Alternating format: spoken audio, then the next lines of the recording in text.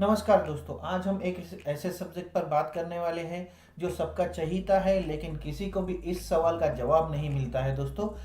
गिरते हुए share market में भी कैसे कमाए पैसा? ये जो सवाल है दोस्तों, ये काफ़ी अच्छे अच्छे इन्वेस्टर्स को परेशान करता रहा है और कोई भी इसमें मास्टरी हासिल नहीं कर पाया है। अगर मैं ठीक से बोलूँ तो आपने ज़रूर सुना होगा कि अगर आप अच्छे स्टॉक में पैसा लगाओगे, अगर वैल्यूएबल स्टॉक में पैसा लगाओगे तो आपको कभी नुकसान नहीं होगा। अगर वो कुछ दिनों के लिए डाउन भी जाएगा तो फिर से रिकवर हो जाएगा और अच्छा रिटर्न देगा। लेकिन दोस्तों, क्या आपको पता है कि ये अच्छा स्टॉक होता कैसा है? ये अच्छा स्टॉक दिखता कैसा है? ये अच्छी कंपनी होती कैसी है? क्या क्या क्राइटेरियाज है जिनसे अच्छी कंपनी, अच्छे स्टॉक, अच्छे शेयर की पहचान की जा सके? शेयर मार्केट में कुछ ऐसे टॉप इन्वेस्टर्स भी है जो हर साल सेंसेक्स और निफ्टी से भी कई गुना ज्यादा रिटर्न, लगभग 40 से 50% कमाते हैं। लेकिन आखिरकार ये लोग इतना ज्यादा प्रॉफिट कैसे कमा लेते हैं, जबकि हमारे जैसे जो साधारण लोग हैं, आम लोग हैं, वो जब स्टॉक में पैसा लगाते हैं तो या तो नुकसान हो जाता है या बहुत ही लो रिटर्न पर हमें एग्जिट भी करना पड़ता है काफी वक्त। ऐसा इसलिए दोस्तों क्योंकि ये जो टॉप इन्वेस्टर्स हैं, इनके पास स्टॉक मार्केट का काफी सालों का एक्सपीरियंस होता है। आज हम इन सब चीजों पर बात करने वाले हैं और आपको मैं ऐसे 7 स्टेप बताने वाला हूँ जिसकी वजह से आप एक अच्छा शेयर आइडेंटिफाई कर सके, उसमें इन्वेस्ट कर सके और अच्छा खासा पैसा कमा सके दोस्तों। हम ज़्यादातर लोग इसमें पैसा इसलिए नहीं कमा सकते क्योंकि हम किसी भी शेयर को खरीदने के लिए किसी से टिप मांगते हैं, किसी ब्रोकरेज हाउस पर डिपेंड होते हैं, या फिर फाइनेंशियल वेबसाइट्स पर डिपेंड होते हैं, या किसी टीवी चैनल पर किसी एक्सपर्ट को सुनते हैं और वो स्टॉक उठा लेते हैं। लेकिन दोस्तों, मुझे एक चीज समझ में नहीं आती, क्या ये इतना मुश्किल है कोई भी अच्छा स्टॉक आइडेंटिफाई करना या फिर उसको सिलेक्ट करना? मुझे नहीं लगता दोस्तों। इनमें से ज्यादातर लोग जो आपको एडवाइस देते हैं, आपको बताते हैं कि खुद से ही सही शेयर को सिलेक्ट करना कोई आसान काम नहीं है, और वो आपको विश्वास दिलाते हैं कि कोई भी बिना एक्सपर्ट की एडवाइस के मल्टी बैगर स्टॉक को कभी पिक नहीं कर सकता। मतलब ये लोग जो है दोस्तों, इन्वेस्टिंग को बहुत बड़ा चढ़ाकर बताते हैं। लेकिन आखिर ये लोग ऐसा क्यों करते हैं? कभी आपने सोचा है इस बारे में? मुझे तो लगता है कि वो इसलिए ऐसा करते हैं क्योंकि ये उनका बिजनेस है, और अगर हम अपने आप अगर किसी अच्छे स्टॉक को आइडेंटिफाई करना सीख गए दोस्तों, तो उनका बिजनेस बंद हो जाएगा। राइट? इन लोगों का पैसा कमाने का ये जरिया है, और किसी भी समय किसी भी शेयर का प्राइस ये बढ़ा सकते हैं और फिर उसमें इन्वेस्ट उनका पहले से ही होता है और उसे बेचकर प्रॉफिट कमा लेते हैं। लेकिन हमारे जैसे साधारण लोग उनकी टिप्स लेते हैं, उस स्टॉक को खरीदते हैं, और जब हमारी प्रॉफिट कमाने की बारी आती है तो स्टॉक नीचे जाने लगता है और हमें नुकसान हो जाता है दोस्तों। ये मेरा खुद का एनालिसिस है। लेकिन मैं आपसे कहता हूं कि आप बिना किसी मदद के खुद से ही अच्छे शेयर में निवेश कर सकते हैं। तो जैसा मैंने बताया कि आज मैं आपको वो 7 स्टेप्स बताने वाला हूं। अगर आप इन स्टेप्स को फॉलो करोगे तो आप शेयर मार्केट में कभी नुकसान नहीं खाओगे दोस्तों, और आप इन स्टेप्स को आजमा कर अच्छे शेयर में खुद से एनालिसिस करके अच्छे शेयर में इन्वेस्ट कर सकते हैं। तो आज हम देखेंगे अच्छे शेयर का चुनाव कैसे करेंगे, शेयर मार्केट में अच्छे शेयर में निवेश कैसे करेंगे, कौन से शेयर में पैसा निवेश करें, कौन सा शेयर खरीदना चाहिए, कब खरीदना चाहिए, उसकी वैल्यू क्या होगी, खरीदते समय क्या क्या ध्यान रखना चाहिए। तो ये सारी चीज जो है दोस्तों, मैं आज आपको सिर्फ 7 स्टेप्स में बताने वाला हूँ। इनमें हम देखेंगे कि कंपनी के फाइनेंशियल का यूज करके हमें स्क्रीनिंग और फिल्टरिंग करना है, उसके बाद उसके बिजनेस की पूरी जानकारी लेनी है, साथ साथ उसके कॉम्पिटिटिव एडवांटेज, उसके जो डेबिट है, उसका लोन है वो देखना है, आरओई आरओसी जैसे कौन से फाइनेंशियल रेशियोज हमें देखने होंगे, कंपनी कितनी ट्रांसपेरेंसी होती है, ऑनेस्टी कितनी है वो हमें देखेंगे, और स्टॉक की सही वैल्यू कैसे पता करें ये भी चीज हम जान लेंगे दोस्तों। तो आइए हम शुरू करने वाले हैं आज का वीडियो। अमेरिका के एक बहुत ही फेमस फिलंथ्रोपिस्ट है मिस्टर जॉर्ज एफ बेकर। वो बहुत ही अच्छी लाइन लिखते हैं दोस्तों, स्टॉक से पैसा कमाने के लिए आपके पास उस स्टॉक को देखने का विजन होना चाहिए, उसको खरीदने का करेज होना चाहिए, और उसे होल्ड करने का पेशेंस भी होना चाहिए। जैसा कि आपको पता है कि स्टॉक मार्केट में एनएसई और बीएसई पर हजारों कंपनीज लिस्टेड है। तो अब यह आपका काम है कि उन हजारों कंपनियों में से शेयर बाजार में सही कंपनी को कैसे ढूंढ पाएंगे, उसको कैसे ढूंढेंगे दोस्तों। तो एक अच्छे स्टॉक में निवेश करने के लिए आज जो मैं आपको स्टेप्स बताने वाला हूँ उनको फॉलो कीजिए। बहुत ही सिंपल, बहुत ही प्रैक्टिकल स्टेप्स मैंने आपको दी है दोस्तों। अपने शुरुआती समय में अगर आप इन स्टेप्स को फॉलो करना शुरू कर देंगे, सीख लेंगे, तो जिंदगी में कभी भी आप नुकसान में नहीं रहेंगे दोस्तों। तो आइए आज हम पहली स्टेप देखने जा रहे हैं, शेयर की स्क्रीनिंग और फिल्टरिंग करना। अगर आपको, लेकिन सबसे पहले एनएसई और बीएसई पे जैसा मैंने बताया कि बहुत सारे स्टॉक्स ऑलरेडी लिस्टेड है और हर एक स्टॉक को एक एक करके उसकी फाइनेंशियल इंफॉर्मेशन देखना और उसको एनालाइज करना ये बिल्कुल भी पॉसिबल नहीं है दोस्तों। इसीलिए हम एक क्राइटेरिया आज अप्लाई करते हैं जिसकी वजह से हमारे हजारों स्टॉक्स में से उतने ही स्टॉक्स फिल्टर होके आ जाते हैं जो इन क्राइटेरिया में फिट बैठते हैं। ठीक है, इसलिए आप नीचे दिए गए कुछ स्क्रीनिंग क्राइटेरिया है, इनको अच्छे से समझ ले, इनको अच्छे से जान ले और इनकी हेल्प से आप सही शेयर का चुनाव करें।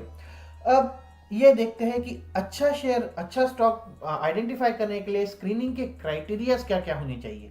सबसे पहले, जब भी ये फाइनेंशियल चीजें आती है दोस्तों लोगों को डर लगता है कि ये कैसे किया जाएगा, वो कैसे किया जाएगा। तो मैं सबसे पहले आपको बता दूं दोस्तों कि आपको ये सभी फाइनेंशियल इंफॉर्मेशन आपको खुद से चेक नहीं करना है, आपको सिर्फ क्राइटेरियाज डालना है। बहुत सारे ऑनलाइन स्क्रीनर टूल्स है जिन पर आप स्टॉक की ये सारी इंफॉर्मेशन देख सकते हैं।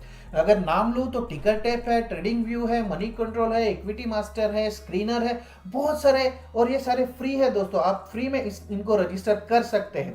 ठीक है, तो आइए देखते हैं उन क्राइटेरियाज को जिसके बेसिस पर आप स्टॉक की स्क्रीनिंग कर सकते हैं। सबसे पहले आता है क्राइटेरिया दोस्तों मार्केट कैपिटलाइजेशन। किसी भी कंपनी में आपको जिस कंपनी को माफ कीजिए, आपको जिस कंपनी में इन्वेस्ट करना है उसका मार्केट कैपिटलाइजेशन कम से कम 500 करोड़ तो होना चाहिए दोस्तों। इससे कम वाली कंपनी अगर आप सिलेक्ट करोगे तो रिस्क बहुत बढ़ जाता है। 500 करोड़ से ज्यादा का उसका मार्केट कैपिटलाइजेशन होना चाहिए। अगला क्राइटेरिया है दोस्तों सेल्स और प्रॉफिट ग्रोथ। अगर देखें तो कंटिन्यूअस 10% से ज्यादा होनी चाहिए पिछले कुछ वर्षों की। नॉर्मली 5 साल या फिर 3 साल का क्राइटेरिया यहाँ पर होना चाहिए।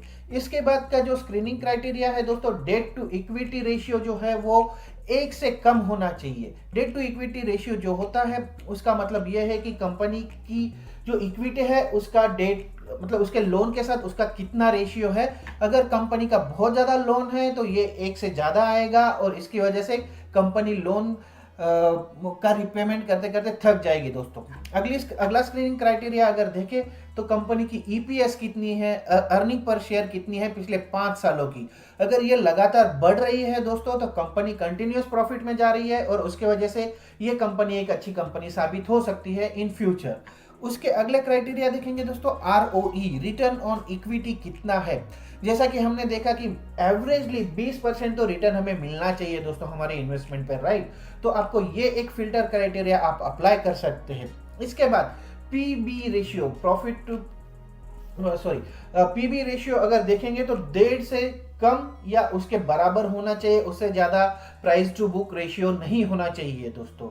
और पी रेशियो की अगर बात करें तो प्राइस टू अर्निंग रेशियो होना चाहिए 25 या उससे कम। तो ये एक अगला क्राइटेरिया है। और आखिरी का क्राइटेरिया मैं आपको बताने वाला हूं दोस्तों, करंट रेशियो जो होता है वो 1 से ज्यादा होना चाहिए। 1 से नीचे वाली कंपनी आपको इग्नोर करनी है। जब आप किसी भी स्क्रीनर वेबसाइट पर जाओगे दोस्तों, किसी भी स्टॉक को सर्च करोगे तो आपको उस पेज पर आपको उस कंपनी के सारे क्राइटेरियाज और फाइनेंशियल रेशियो दिखाई दे जाएंगे। स्क्रीनर जैसे टूल भी है दोस्तों, ये मोबाइल पर भी अवेलेबल है। आप अगर उनमें अपना खुद का क्राइटेरिया बनाना चाहते हो तो वो आपको वो फैसिलिटीज भी प्रोवाइड करते हैं जहां पर आप अपने हिसाब से क्राइटेरिया चेंज करें और उसके हिसाब से फिल्टरिंग और स्क्रीनिंग करें दोस्तों। ये सारे क्राइटेरियाज फॉलो करके आप एक बेहतर स्ट्रॉन्ग फंडामेंटल वाली कंपनी को सिलेक्ट कर सकते हैं, उसको फिल्टर कर सकते हैं दोस्तों। तो अब मुड़ते हैं स्टेप 2 पर। अब देखेंगे कि कंपनी आगे की स्टेप क्या होनी चाहिए। तो कंपनी की मॉनेटरी हेल्थ चेक कीजिए दोस्तों। अब मॉनेटरी हेल्थ में बहुत सारी चीजें आती है। जब आप स्टॉक्स को फिल्टर ऑलरेडी कर चुके हैं, अगर आपके पास हजारों स्टॉक्स में से 100 ऐसे स्टॉक आ गए जो आपके पहले क्राइटेरिया में फिट बैठते हैं, तो अब आप अगला स्टेप लीजिए और जाइए कि कंपनी का डेबिट देखिए, कंपनी पर कितना डेब्ट है, कितना लोन है, उसको चेक कीजिए। वो भी स्क्रीनिंग का क्राइटेरिया में आप देख सकते हो। इसमें इसके जो करंट रेशियो है या डेट टू इक्विटी रेशियो है, ये जो 2 पॉइंट है दोस्तों, ये इसीलिए हमने वहां पर ऐड किए हैं। ये दोनों रेशियोज हमें बताते हैं कि कंपनी उधार ली हुई पूंजी या फिर डेट पर कितना निर्भर है, मतलब उस कंपनी ने कितना कर्जा लिया हुआ है। तो जब आप सही शेयर का चुनाव कर ले तो इन दोनों के रेशियो के अलावा ये भी देखें कि वह कंपनी पिछले कुछ सालों से अपने कर्ज को कैसे मैनेज कर रही है। अगर कंपनी अपने डेट्स यानी कर्जों को साल दर साल कम कर रही है तो वो ऑटोमेटिकली अपने प्रॉफिट्स को बढ़ाएगी, जो कि एक पॉजिटिव संकेत है कि कंपनी की फाइनेंशियल हेल्थ काफी अच्छी है दोस्तों। अगेन, किसी कंपनी की फाइनेंशियल हेल्थ को चेक करने के लिए आप किसी भी वेबसाइट पर जा सकते हैं जो आपको ये डेटा प्रोवाइड करती है, और वहां पर जाकर कंपनी की बैलेंस शीट देख सकते हैं। इतना ही नहीं, आप उस पर्टिकुलर कंपनी की, अगर आपने एबीसी नाम की कंपनी आपने ऑलरेडी आइडेंटिफाई की है, तो उस कंपनी के इन्वेस्टर सेक्शन में जाके आप वहां पर भी उनके फाइनेंशियल रिजल्ट देख सकते हैं, उनका बैलेंस शीट देख सकते हैं, जिसमें उस कंपनी के करंट लायबिलिटीज और लॉन्ग टर्म डेबिट्स लिखे रहते हैं दोस्तों। वो कंपनी जिन पर बहुत ज्यादा लॉन्ग टर्म डेबिट होता है वो अपने कर्जों को चुका नहीं पाती, क्योंकि उसका ज्यादातर पैसा जो होता है वो ब्याज देने में ही चला जाता है और उसका प्रॉफिट बढ़ नहीं पाता। ऐसी कंपनी कभी आगे नहीं बढ़ पाती और एक समय ऐसा आता है जब वो बैंकरप्ट हो सकती है दोस्तों, उसकी कगार पर पहुंच जाती है। ठीक है, तो आइए अब अगला पॉइंट देख ले कि पिछले कुछ सालों में कंपनी ने कितना डेब्ट कम किया है, ये भी आपको देखना चाहिए। तो जब भी आप फाइनेंशियल हेल्थ चेक करें तो ये जरूर देखें कि कंपनी का डेट जो है वो कम हो रहा है या बढ़ रहा है, और कहीं ऐसा तो नहीं कि कंपनी का डेट कम होने के बजाय उल्टा बढ़ता जा रहा है। तो ऐसी कंपनी आपको अवॉइड करनी चाहिए दोस्तों। अगर उदाहरण के एग्जाम्पल के तौर पर मैं आपको बताऊं तो टेक महिंद्रा को देखें तो 2012 से लेकर 2016 तक उसने लगातार अपने डेट को कम किया है, जो कि एक अच्छा संकेत है, एक पॉजिटिव संकेत है। इसके अलावा आप फाइनेंशियल हेल्थ देखने के लिए लॉन्ग टर्म डेबिट रेशियो को भी देख सकते हैं। लॉन्ग टर्म डेबिट रेशियो वो होता है दोस्तों जो कंपनी 1 साल से ज्यादा समय के लिए उधार लिया है और करंट लायबिलिटीज कंपनी के वो कर्जे डेबिट्स वो है जो उसे 1 साल में चुकाने हैं। अगर लॉन्ग टर्म डेट रेशियो अगर आपको फाइंड आउट करना है दोस्तों तो उसका जो फॉर्मूला है वो आपको स्क्रीन पर दिखाई दे रहा है, जो है long term debt ratio is equal to long term debt divided by total asset. तो कंपनी की जो टोटल एसेट है अगर उससे हम भाग ले कंपनी के लॉन्ग टर्म डेट को, तो ये लॉन्ग टर्म डेट रेशियो हमें सीधा सीधा मिल जाता है। अगर ये रेशियो अगर 1 से ज्यादा आता है तो इसका मतलब है कि उस कंपनी के पास जितने एसेट्स है उससे कई ज्यादा उसके पास डेट है, उसका लोन है और उसे चुकाना है। तो ऐसी कंपनी में कभी भी पैसा निवेश नहीं करना चाहिए दोस्तों, क्योंकि आगे जाकर ऐसी कंपनी बैंकरप्ट होने के चांसेस बहुत बढ़ जाते हैं।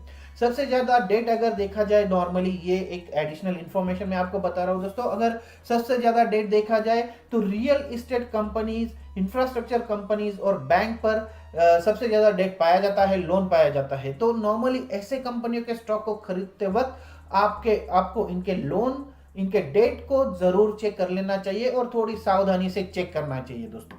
तो ये थी दूसरी स्टेप। अब देखेंगे तीसरी स्टेप में क्या लिखा है। कंपनी के फाइनेंशियल रेशियो हमें चेक करने हैं दोस्तों तीसरी स्टेप में। अब जैसे आपने आपकी पहली स्टेप में 100 कंपनीज फिल्टर होके आई थी, उसके बाद सेकेंड क्राइटेरिया जब आपने अप्लाई किया लोन का तो उसमें से 30 कंपनीज निकल चुकी है, 70 कंपनीज अभी आपके पास है। तो अब जाइए उसका आरओसी जैसे फाइनेंशियल रेशियो देखें। वैसे भी वॉरेन बफेट जब भी किसी स्टॉक को सिलेक्ट करते हैं तो वो 2 रेशियो जरूर देखते हैं। सबसे पहले देखते हैं वो आरओई, जिसका मतलब है return on equity. Return on equity हमें यह बताता है कि हमने जो पैसा निवेश किया है उस पर हमें कितना रिटर्न मिला है। और दूसरा रेशियो वो जरूर देखते हैं दोस्तों आरओसीई। आरओसीई का मीनिंग है रिटर्न ऑन कैपिटल इंप्लॉयड, और इससे हमें यह पता चलता है कि कंपनी ने अपने व्यापार में जितना पैसा लगाया हुआ है उसके ऊपर हमें कितना रिटर्न मिल रहा है। तो इन दोनों फाइनेंशियल रेशियोज को देखने के बाद आज आप समझ सकते हैं कि कोई भी कंपनी कितनी ज्यादा प्रॉफिटेबल है, कोई कंपनी अब कैसे अपने रिसोर्सेज को मैनेज कर रही है। जिस कंपनी के आरओई आरओसी के रेशियो ज्यादा होते हैं तो ये दर्शाता है कि उस कंपनी के पास फ्यूचर में काफी पोटेंशियल है और आगे चलकर उस कंपनी की वैल्यू बढ़ सकती है। तो जब भी आप स्टॉक को सिलेक्ट करें तो ये जरूर देखें कि कंपनी का आरओई और आरओसी 20% से ज्यादा होना चाहिए और पिछले 5 सालों से ये लगातार बढ़ रहा होना चाहिए। हाँ, अगर कोरोना जैसी कोई त्रासदी है, अगर वो महामारी है तो वो जरूर सारे रेशियोज पर अफेक्ट करती है, लेकिन उसका भी इफेक्ट इस पर मिनिमल हो तो वो अच्छा रहेगा दोस्तों। अब ये थी हमारी तीसरी स्टेप। जल्दी से मूव करते हैं फोर्थ स्टेप पर। फोर्थ स्टेप है कंपनी के बिजनेस को समझे दोस्तों। ये बहुत जरूरी है क्योंकि कौन सी महामारी किस बिजनेस पर अफेक्ट करती है ये आपको पता होना चाहिए, ये आपको समझ में आना चाहिए दोस्तों। स्टेप 1 को देखकर आप अपने कंपनी के फाइनेंशियल्स को चेक करने के लिए क्या क्या क्राइटेरिया देखना पड़ता है ये तो आपने सीख लिया। अब आप उस कंपनी के बारे में ज्यादा से ज्यादा बातें चेक करें, उस कंपनी के बिजनेस के बारे में ज्यादा से ज्यादा पता करें। इसके लिए आपने जो कंपनी सिलेक्ट की है उसकी वेबसाइट को आप विजिट कर सकते हैं, उस कंपनी के अपडेट्स को ट्रैक कर सकते हैं। इसके अलावा आप कंपनी के बारे में गूगल पर भी सर्च कर सकते हैं। जितना ज्यादा आप उस कंपनी के बारे में जानेंगे उतना ही आपको उसके बिजनेस के बारे में समझ आएगा। जब आप अच्छी तरह से उस कंपनी के बारे में जानकारी जुटा ले तो अपने आप से ये सवाल पूछे।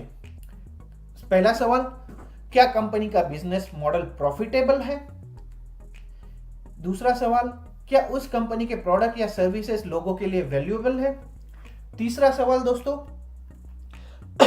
क्या मुझे पता है कि कंपनी का बिजनेस कैसे काम करता है और पैसा कैसे कमाता है? चौथा सवाल अगर मैं आपके सामने रखूं तो पिछले कुछ सालों में कंपनी में क्या क्या उतार चढ़ाव आए हैं? और आखिरी सवाल आप पूछ सकते हैं, क्या कंपनी पर कोई गैर कानूनी मुकदमा भी दर्ज है या नहीं? मुझे पता है दोस्तों कि ये सारे सवालों के जवाब आपको इमीडिएटली नहीं मिलेंगे, लेकिन अगर आप इन सवालों के जवाब दे सके और अगर आपको लगे कि आपको इन सारे सवालों के जवाब पता है तो आप कह सकते हैं कि आपको कंपनी के बिजनेस के बारे में पता है दोस्तों। ये कब पता करना मुश्किल है कि कंपनी पर कोई गैर कानूनी मुकदमा है या नहीं, तो इसके लिए आप बहुत सारी वेबसाइट्स होती है, जैसे एग्जांपल के तौर पे कोरा होती है या रेडिट होती है, ये फोरम है जिन पे जाकर आप कंपनी के बारे में और लोगों से फीडबैक भी ले सकते हैं, लोगों को पूछ सकते हैं ये एबीसी कंपनी कैसी है, ये XYZ कंपनी कैसी है। तो आपके लिए ये सबसे महत्वपूर्ण है कि आप केवल उन्हीं कंपनियों में निवेश करें जिन्हें आप अच्छी तरह से जानते हैं। ऐसा करने से आप स्टॉक मार्केट में पैसा खोने से बच पाएंगे दोस्तों। तो ये थी चौथी स्टेप। अब जल्दी से मूव करते हैं पांचवी स्टेप। पांचवी स्टेप काफी इंपॉर्टेंट है दोस्तों। पांचवी स्टेप में हम देखेंगे कि कंपनी के स्टॉक की या उसके शेयर की जो सही वैल्यू है वो क्या है, ये पता करना जरूरी होता है। सबसे ज्यादा लोगों को यही कंफ्यूजन रहता है कि आखिर का स्टॉक का सही प्राइस कैसे पता करें। अगर वॉरेन बफेट की लैंग्वेज में कहा जाए तो प्राइस इज व्हाट यू पे। प्राइस वो चीज है जो आप पे करते हो, the value is what you get, और वैल्यू वो होती है जो आपको रिटर्न में मिलती है। मतलब अगर आपने 100 रुपए देकर कोई स्टॉक खरीदा तो वो 100 रुपए उस स्टॉक की प्राइस थी, लेकिन कल जाकर अगर यही स्टॉक आपका 150 रुपए में बेचा गया या फिर उसकी वैल्यू, उसकी जो प्राइस है वो 150 रुपए होगी तो इसकी वैल्यू जो है वो 150 है दोस्तों। ये उल्टा भी हो सकता है। और सबसे इंपॉर्टेंट चीज है कि मिनिमम प्राइस देकर अगर आप मैक्सिमम वैल्यूएबल कंपनी में पैसा निवेश कर सकते हैं तो ये सबसे बड़ी बात होगी दोस्तों, इससे अच्छी बात कोई नहीं होगी। स्टॉक को कम प्राइस पर खरीदने से आपको मार्जिन ऑफ सेफ्टी मिल जाती है जो कि आपके इन्वेस्टमेंट को रिस्क से बचाती है, उसके रिस्क को कवर करती है। तो जब भी आप कोई स्टॉक खरीदे तो उसके इंट्रिंसिक वैल्यू से कम प्राइस पर मिल रहा हो तो उसको जरूर खरीद लेना चाहिए दोस्तों। ऐसे स्टॉक्स को खरीदने से फ्यूचर में आपके निवेश पर तगड़ा रिटर्न मिलने की संभावना बहुत बढ़ जाती है। अगर जैसे कि अगर किसी शेयर की इंट्रिंसिक वैल्यू 100 रुपीज है और वो स्टॉक नॉर्मली 100 रुपीज है, उससे ज्यादा प्राइस पर ही मिलता है, तो कभी भी अगर ये भविष्य में 100 से नीचे चला जाए तो उसे खरीद लीजिए, वो आपको जरूर फायदा ही कराएगा दोस्तों। अब हम देख लेंगे कि कंपनी की इंट्रिंसिक वैल्यू कैसे पता करें। उसके लिए एक फॉर्मूला दिया गया है दोस्तों, जिससे आप इंट्रिंसिक वैल्यू पता करते हैं कर सकते हैं उस शेयर की। तो इसमें देखिए ईपीएस गुना 8.5 8.5 plus 2G into 4.4 divided by Y. तो इसमें ईपीएस मतलब कंपनी का पिछले 12 महीनों का ईपीएस है। 8.5 एक कांस्टेंट वैल्यू दी गई है मिस्टर ग्राहम के द्वारा, जिन्होंने ये फॉर्मूला बनाया था, और ये उसको दर्शाता है जो एक नॉन ग्रोथ कंपनी का पीई रेशियो है। जी जो है वो long term minimum 5 years earning growth estimate है और कंपनी का, और वाई जो है वो करंट यील्ड है on triple A rated corporate bond. तो इस वैल्यू से आप ये पता कर सकते हैं कि उस शेयर की वैल्यू कितनी है, उसकी इंट्रिंसिक वैल्यू कितनी है, और अगर वो उस वैल्यू से कम पर मिल रहा है दोस्तों तो आप उसको जरूर खरीद ले। अब देखते हैं स्टेप नंबर 6, जिसमें कंपेटिटिव एडवांटेज या फिर मोड की बात हम करने वाले हैं दोस्तों।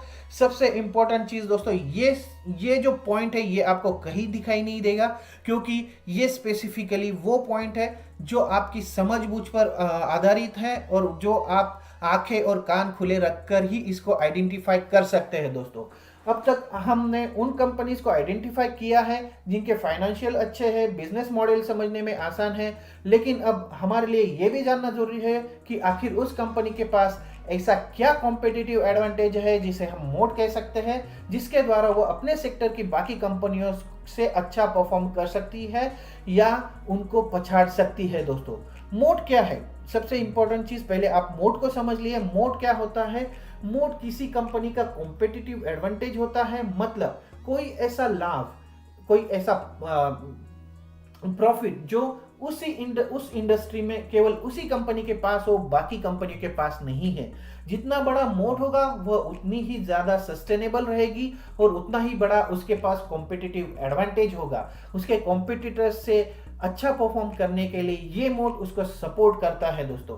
इसका मतलब है कि उस कंपनी के कॉम्पिटिटर्स के लिए आपके इस एक्स्ट्रा एडवांटेज को रिप्लेस करना बहुत मुश्किल होगा, जिससे आपके कॉम्पिटिटर्स कभी भी आपके मार्केट शेयर को बीट नहीं कर पाएंगे। तो आपको ऐसी कंपनी के स्टॉक्स को सिलेक्ट करना है और उसमें पैसा निवेश करना है। अगर देखा जाए दोस्तों तो मोड्स कई प्रकार के हो सकते हैं, जैसा कि मैं आपको बता रहा हूं।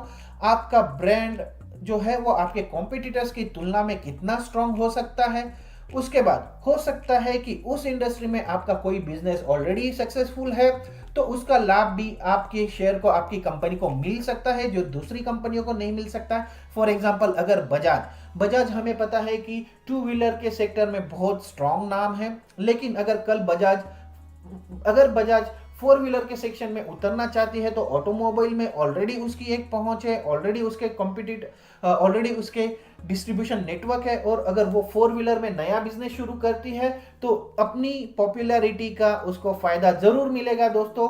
ये सिर्फ एक एग्जांपल है। तो इसको कहते हैं कि आपका बिजनेस ऑलरेडी वहां पे सक्सेसफुल है, और अगर आप उसका लाभ उठाना चाहते हैं तो आप उसमें आपको ऑटोमेटिकली उसका लाभ मिल सकता है। थर्ड पॉइंट है इसमें कि आपके पास फर्स्ट मूवर एडवांटेज हो सकता है। जैसे हम देख रहे हैं दोस्तों, इलेक्ट्रिक व्हीकल्स अभी भी इंडिया में नया है, और काफी सारे महिंद्रा जैसी कंपनी है, या फिर अगर देखें तो टाटा जैसी कंपनी है, ये ऑलरेडी ईवी सेक्शन में काफी आगे बढ़ चुकी है। तो इनको आगे जाके फर्स्ट मूवर एडवांटेज मिल सकता है। तो ऐसी आपकी कंपनी के पास ऐसा कोई एडवांटेज है या नहीं है, ये भी आप देख सकते हैं। और आखिर का पॉइंट आप देख सकते हैं इसमें कि कुछ गवर्नमेंट रेगुलेशन पर आपका कंट्रोल हो सकता है, जो कि दूसरी कंपनियों को बिजनेस करने से रोक सकता है, लेकिन आपको नहीं रोक सकता। फॉर एग्जांपल अगर देखो दोस्तों तो मैं दो आईटी कंपनीज को कंपेयर करता हूँ, टीसीएस और कैपजेमिनाई। कैपजेमिनाई फ्रांस की सबसे बड़ी कंपनी है और टीसीएस इंडिया की सबसे बड़ी कंपनी है। तो जैसे अगर कैपजेमिनाई को अपना बिजनेस इंडिया में फैलाना है तो उनको काफी सारे नॉर्म्स, काफी सारे प्रक्रियाओं से गुजरना पड़ेगा जो हमारी गवर्नमेंट ने, इंडियन गवर्नमेंट ने सेट की हुई है। लेकिन चूंकि टीसीएस ऑलरेडी इंडिया की कंपनी है, उसका प्रॉफिट इंडिया में रहने वाला है, तो टीसीएस को उसका लाभ मिल सकता है। साथ ही टीसीएस के ऐसे कई कॉन्टैक्ट्स हो सकते हैं जो ऑलरेडी सरकार में हैं और उनके काम फटाफट कर सकते हैं। तो ये एक एग्जांपल था दोस्तों। और एक एग्जांपल मैं आपको बता देना चाहता हूं कि एप्पल कंपनी दोस्तों, ये एक बहुत ही स्ट्रांग ब्रांड बना हुआ। एप्पल की कभी भी आपने सुना है कि एप्पल की वॉच है, एप्पल का मोबाइल है या फिर आईफोन है, ये कभी भी टॉप सेलर में रहा है? नहीं दोस्तों, लेकिन ये स्ट्रॉन्ग ब्रांड है और लोग इस पर विश्वास करते हैं। इसके अलावा इनके प्रोडक्ट की मार्केट में डिमांड भी बहुत ज़्यादा है, जो कि एप्पल के लिए एक मोट है, क्योंकि इसके कॉम्पिटिटर्स के पास इतना एडवांटेज नहीं है, इसके जैसे एडवांटेज नहीं है।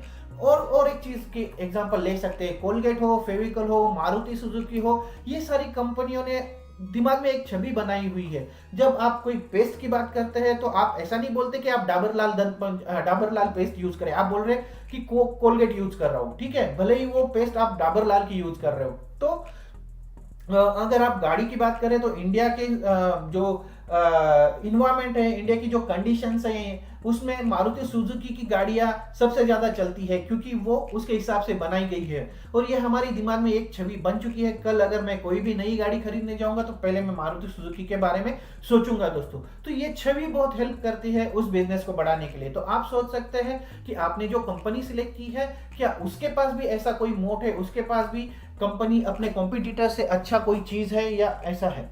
तो ये पॉइंट था दोस्तों। अब हम जल्दी से मुड़ेंगे पॉइंट नंबर या फिर स्टेप नंबर 7 पर दोस्तों। अगर स्टेप नंबर 7 की बात करें तो सबसे इंपॉर्टेंट चीज है किसी भी कंपनी की ट्रांसपेरेंसी और ऑनेस्टी दोस्तों। अगर कंपनी ट्रांसपेरेंट और ऑनेस्ट नहीं है तो उसका स्ट्रॉन्ग कितना भी फंडामेंटल स्ट्रॉन्ग हो, उसका कितना भी पॉपुलैरिटी हो, उसके कितने भी प्रॉफिटेबल हो, उसमें कभी इन्वेस्ट नहीं करना चाहिए दोस्तों। कंपनी के मैनेजमेंट का फ्रॉड होना ही सबसे बड़ा कारण है कि लोग स्टॉक मार्केट पर अब भरोसा नहीं कर रहे दोस्तों, क्योंकि पास्ट में ऐसे बहुत सारे घोटाले हुए हैं जिनसे लोगों का शेयर मार्केट पर से विश्वास उठ गया है। अगर नाम के लिए हम बताएं तो शेयर हर्षद मेहता स्कैम है, केतन पारेख स्कैम है, अभी अभी जो हुआ था वो मोदी स्कैम है। बहुत सारी कंपनियां हैं जो शेयर होल्डर्स को मिसलीड करती है और सेबी के नियमों का भी पालन नहीं करती, मतलब सेबी को भी चकमा देने की कोशिश करती है। इन कंपनियों से निवेशकों को बहुत ज्यादा नुकसान होता है और इसीलिए ऐसी कंपनियों से हमेशा दूरी बना के रखिए दोस्तों। कंपनी के मैनेजमेंट से हमारा मतलब है उस कंपनी के promoter, CEO, CFO, managing director आदि। अगर आपको सवाल होगा कि शेयर मार्केट में कोई कंपनी फ्रॉड है, इसका पता कैसे लगा, ये हमें कैसे पता चल सकता है, राइट? तो कुछ तरीके हैं जिनसे आप स्टॉक मार्केट में घोटालेबाज कंपनियों का आसानी से पता कर सकते हैं। अगर देखें तो सबसे पहले आप जाइए कंपनी के सारे ट्रैक रिकॉर्ड को ट्रैक कीजिए, उनको देखिए। आपको घर पर जाकर उस कंपनी के नाम के आगे फ्रॉड या स्कैम लिखकर सर्च करना है, जैसे कंपनी का नाम स्कैम, तो अगर उस कंपनी ने कोई फ्रॉड किया होगा तो वो आपको गूगल पर दिख जाएगा। साथ ही साथ आपको कंपनी के सभी मैनेजमेंट के नाम को भी चेक करना है दोस्तों। मुझे पता है दोस्तों बहुत सारे स्टेप्स हो रहे हैं, हमारे बहुत सारी चेकिंग हो रही है, लेकिन आप अपना मेहनत का पैसा इसमें इन्वेस्ट करने वाले हैं दोस्तों, तो इतनी चेकिंग तो जरूर बनती है। कई कंपनी के तो आप इसके साथ साथ देख सकते हैं कि कंपनी के एग्जीक्यूटिव्स के खिलाफ कोई मुकदमा तो दर्ज नहीं है और उनकी क्वालिफिकेशन भी कितनी है, क्या वो एलिजिबल है उस पोजीशन को संभालने के लिए, उनका प्रीवियस एक्सपीरियंस कैसा रहा है, वहां पर उन्होंने कैसा काम किया है, वहां पर जो कंपनी थी उसको कितना ऊंचाई तक लेके गए हैं, ये सारे ट्रैक रिकॉर्ड्स आप देख सकते हैं। इसके बाद अगली स्टेप आप फॉलो कर सकते हैं दोस्तों, कंपनी के एनुअल रिपोर्ट को पढ़ें। कंपनी और उसके मैनेजमेंट को अच्छी तरह समझने के लिए आपको उस कंपनी की वार्षिक या एनुअल रिपोर्ट जरूर पढ़नी चाहिए।